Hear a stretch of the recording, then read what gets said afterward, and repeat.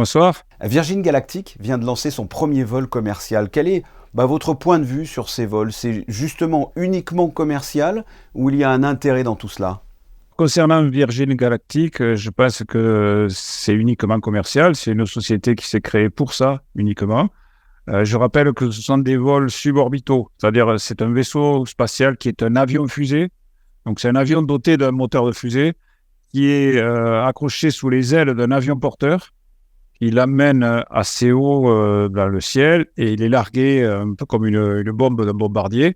Et puis il allume son moteur fusée et il va jusque vers 80, 90 ou 100 km d'altitude pour 5 minutes de micro-pesanteur. Mais à cette altitude-là et à la vitesse qui est de quelques milliers de kilomètres à l'heure, on n'a aucune chance de se satelliser. Il n'y a aucun espoir d'aller au-delà. Il faudrait des développements énormes. Donc voilà, il y a la société qui s'est créée. Il y a eu des tests qui ont pris beaucoup de retard. Il y a eu des incidents, il y a eu des accidents. Et puis finalement, avec ce retard-là, ça a été le premier vol commercial il y a quelques jours. Quel est votre point de vue, vous, sur ces vols commerciaux? Ça a un intérêt ou ça n'a aucun intérêt? Dans l'époque que nous vivons, ça me paraît difficilement soutenable de vouloir aller dans l'espace uniquement pour multiplier les vols pour une clientèle aisée.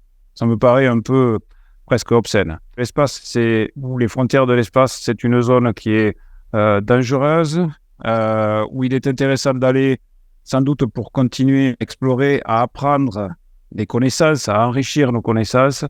Ça reste risqué. Et donc, il faut qu'on ait quelque chose à y faire autrement que d'aller voir par le hublot la courbure de la Terre pour une clientèle aisée. Moi, ça me paraît un peu difficilement soutenable. Il y a quelques jours, et c'était également un voyage commercial, l'ensemble des passagers qui étaient dans le sous-marin qui est allé voir le Titanic a péri. C'est un timing qui tombe assez mal. Ça fait peur finalement ce type de voyage, non? Que ce soit le fond des océans ou les limites de l'espace ou l'espace, ce sont des milieux extrêmes.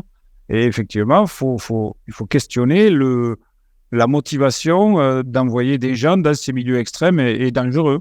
Par exemple, pour ce qui est de l'espace, les astronautes sont des gens qui sont formés aux sciences, qui sont formés à des missions qui, en fait, sont censées bénéficier à tous, puisque c'est de l'exploration ou de la recherche, que ce soit en médecine ou en physique ou tout ce qu'on veut, toutes les sciences qu'on veut. Là, on comprend qu'il y a un intérêt pour la société tout entière. Regardez, l'Antarctique, par exemple, c'est une terre particulièrement hostile. Mais qu'est-ce qu'il y a en Antarctique? Des bases avec des chercheurs. Il n'y a pas des villes, il n'y a pas New York en Antarctique. On n'y va pas pour... Alors, il y a quelques voyages qui sont organisés, mais ça reste limité. Mais l'espace, c'est pareil, mais pire. Dans un autre domaine, dans quelques heures, en Guyane, il y aura le lancement d'Ariane 5. Un de vos journalistes est d'ailleurs sur le site. Oui. Qu'est-ce que ce lancement? C'est un clap de fin, en quelque sorte? Oui, c'est le clap de fin de cette fusée Ariane 5, qui est née à une époque où l'Europe nourrissait l'ambition d'envoyer des humains dans l'espace par ses propres moyens. Parce que je rappelle qu'Ariane 5, quand elle a été conçue, devait servir de fusée pour lancer une navette qu'on avait appelée Hermès. Hermès a été abandonné. Ariane 5 avait des capacités d'emport qui sont de l'ordre de 10 tonnes en orbite géostationnaire et qui lui a permis de continuer le travail de la lignée des Ariane depuis 1979, à savoir lancer des satellites, que ce soit des satellites pour la recherche scientifique. On a lancé des belles sondes vers le système solaire, ou évidemment des satellites météo, ou des satellites commerciaux, ou même des satellites militaires, comme c'est le cas. Voilà, comme ce sera le cas mardi, voilà. Oui. Avec le conflit actuel avec la Russie, est-ce que l'on est reparti sur une guerre des étoiles, selon vous?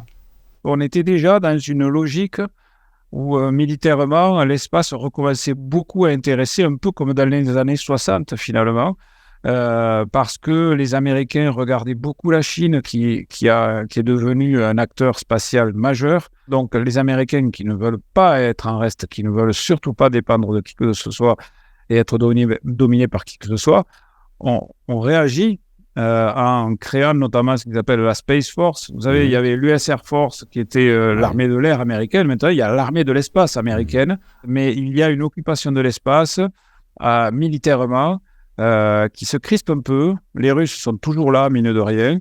Et donc, oui, on On est dans une sorte de relance un petit peu de l'occupation de l'espace sur le plan militaire. Philippe Hénart-Réjos, je le rappelle, vous êtes le rédacteur en chef de la revue Ciel et Espace. Merci d'avoir répondu à mes questions. Merci.